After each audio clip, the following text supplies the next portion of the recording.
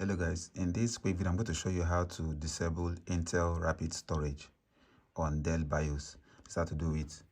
So when you turn on your computer, you have to press on F2.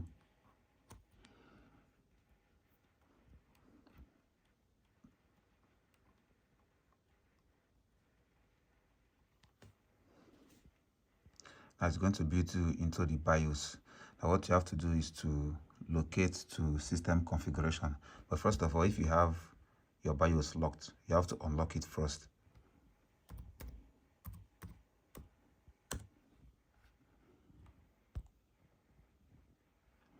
Now navigate to System Configurations. Go to Setup Operations. And here you're going to see the Intel Rapid Storage technology.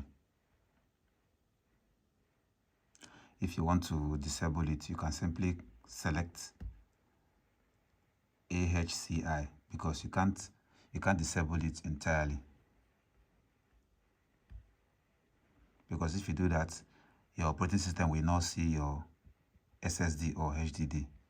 So when you select this one, which is AHCI, you click on Apply and OK. You can now exit the BIOS. So that's how you disable Intel Rapid Storage technology. That's all for this video. See you guys in the next one.